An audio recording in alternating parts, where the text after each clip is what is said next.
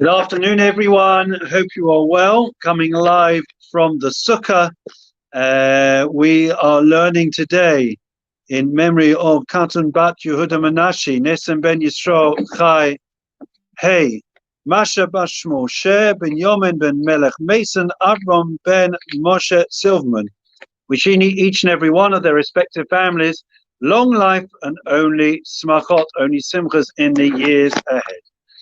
So I want to share an idea relating to Shmini Atzeret. Each day we've shared a thought relating to Sukkot, and we know that as we head towards the end of this glorious, beautiful, joyous Sukkot, we are going to be saying farewell to the Sukkah as we make that transition from Sukkot into Shmini Atzeret. Shmini Atzeret is literally the 8th day, and it is a day where we are devoid of mitzvot. We don't sit in the Sukkah. We say farewell to the Sukkah. We don't shake the lulav and etrog. He doesn't, in fact, have any mitzvot. So there is an interesting statement of the of our sages. But before I say that, let me just ask you, our listeners, our viewers, and good afternoon to Peter, Powell, Carol, Rachel, Mervyn, and everyone else who are joining us. So there is an interesting question. We'll ask Mervyn. What is it like to have or to see what is a Jewish goodbye? You ever experienced a Jewish goodbye? So I'm just sitting with my sister. We were thinking about family, and I remember that whenever my grandmother, or bless his memory, whenever she would come, before she would leave, she wouldn't just leave. There was always 5 minutes, and then we're leaving, right? That is a Jewish goodbye. A Jewish goodbye is not just goodbye, shut the door, and then you walk out. That's not the way it goes. It's a long, painful process, okay? First, you announce that you are going to be leaving. Then you say you're going to leave. Then you try to leave. Then they don't want you to leave.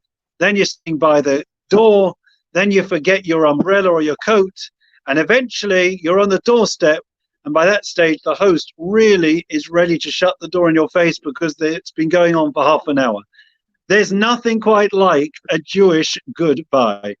And you think about it, it's very painful when we say farewell, when we bid farewell to people. Think about when you go to the airport. Arrivals, everyone is full of smiles on their faces, ecstasy as they welcome their loved ones reunited with them. But think about the opposite. You ever been to the departure gate? So I remember every time that I see my son off and he goes back to Israel, and we say goodbye to family, departure gate is the exact opposite of the arrivals. Arrivals, everyone's smiling. Departure gate, everyone's crying. Crying because it's painful to say farewell. Perhaps that's why we have such long Jewish goodbyes. And in fact, it's not just a habit that we've got into. I think this is something that we see even from the festival of Sukkot. So we have that when it comes to Shmini Atzeret, it is a day, a gift that was added on, an extra day of Yom Tov, merely for us to say farewell and for God to say farewell, right? So it is an extra day, which is a grace, a blessing for us to be able to take leave of the close proximity and relationship that we have been blessed with over the last few weeks from Rosh Hashanah all the way through. And now we are about to head into the winter, the mundane, the darkness, and therefore we bid farewell as we feel a bit more distant from the presence of the Almighty. And we know that the statement of our sages is kosher alai pridaschem, that you're leaving me, literally you're leaving me, is so painful, right? And as a result of that, as a consequence of that, God Almighty says, you know what? It's really painful. So you know what I'm going to do? I'm going to give you Shmini Atzeret. I'm going to give you one more day so that you'll be able to enjoy my presence. Now, the question is obvious, friends. Imagine the Jewish goodbye. God, we're saying goodbye to God, right? We're leaving the festival of Sukkot. So God says, listen, it's very painful. So you know what? I'm going to give you another day. Wouldn't that make it worse, right? Imagine you're standing in the airport. You're standing in the airport, and it's very, very difficult for you to say goodbye to your loved one. And just then you speak to the security guard and you say, do you mind? It's very hard for me to say goodbye to my son, my daughter. I'm going to go through security with them and say goodbye there. You know what your kid is going to say? Mum and Dad, Ganuk, it's enough already. It's painful enough. Just let's kiss, say farewell, and that's it. Okay? So what was the idea of this extra day, which is in order for us to make it easier for us as we bid farewell to God?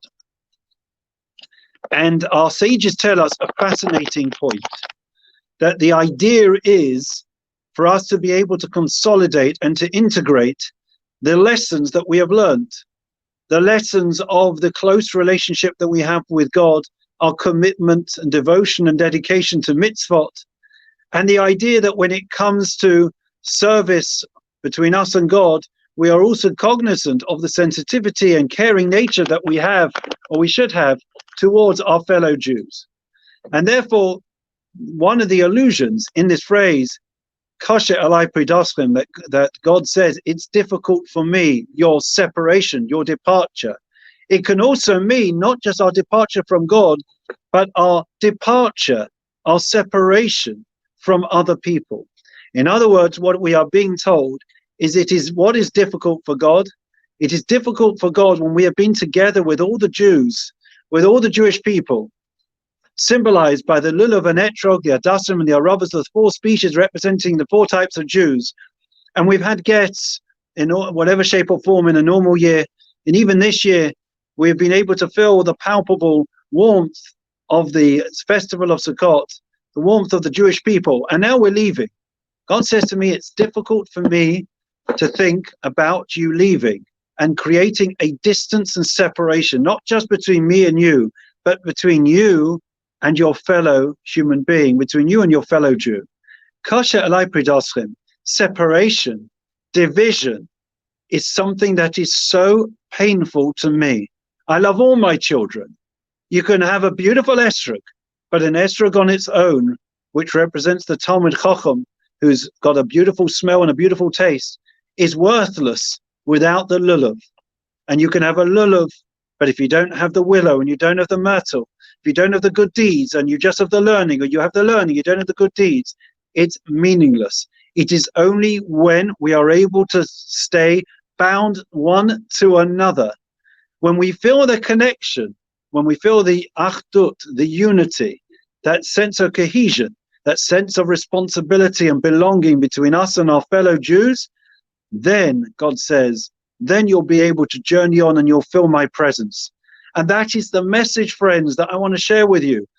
Shmini Atzeret is for us to integrate, internalize the messages of Sukkot, the messages of unity, the messages of love between us and our fellow human being, and between us and God. And God says, despite the fact that you may be leaving, you don't have to truly depart from my presence. Because as we've said many times, God is wherever we let him into our lives. And therefore, if we have that presence, if we have that attitude and towards our fellow human beings, towards Jews and towards God, that we want to continue the festive, the spirit, the motif of Sukkot, of love and brotherhood and fraternity, of faith and commitment in the coming days, weeks and months of darkness, then God says, you're not going to be leaving. You've internalized, integrated that message through Shmini Atzeret, and therefore when you continue through the winter, it's just going to be the spirit of Sukkot that will continue to live with you. So we're going to have to stop there, but I think it's a very thought-provoking idea, and whenever we start with the Jewish goodbyes, you'll be able to remember this message, okay? So we carry on with Psalm 23, okay? Let me just see if we've got it here. Okay, I'm going to do it in Hebrew. Mizmor LeDavid, Adonai ro'i lo efsa. Binos deshe yah bitzeni, amei menuchas yanalheni, nafshi yeshovev yancheni b'makle tzedek laman shemo. Gam ki elech begetz amavis lo irora ki ata imadi. Shivtecha mishtantecha hema yenachmuni, taroch lefana shulchan neged zorai, yishanta b'shemen roshi koisi revaya, achta b'chesed yudafuni ko yemei chayai, v'shavti b'veis naila orech yomim. Okay. Sorry about that. I don't have the traditional English that we usually do. We continue with the memorial prayer followed by the Refuah Shlema for all those that have COVID, etc. Memorial prayer. We wish long life to all those that have Yortzeit. Estelle, sorry, let me just address your concern. So you can get me live. This is live. Believe it. I know I may not look alive after a few days of Yom Tov, but this is me alive. And you can get me on YouTube or you can get me on Facebook, but not on my own Facebook page. I've been upgraded to the Shaw's Woodside Park Facebook page. Okay, that answers that question. Good question. Adon Olamim Zacho Es Nishmois Katon Bas Yehuda Menashi Nesim Ben Yisrael Chai Hey Masha Bashmu She Ben Yamin Ben Melech Mason Abram Ben Moshe Silverman Shal Choli Olamam Began Aiden Temenuchosam Lachin Velrachamim Yasirem Beseisa Kanafam Olamim Yasobas Chain Nishmasam Adonai Nachlasam Yanuchu Amishkavam V'Shalom and Amar Amen. It's a beautiful sukkah. I'll show you around the sukkah in a minute, just so you can see the majesty of this beautiful sukkah, my brother-in-law's. For Shalema, for all those that have COVID and all those who are unwell, both in Israel and around the world.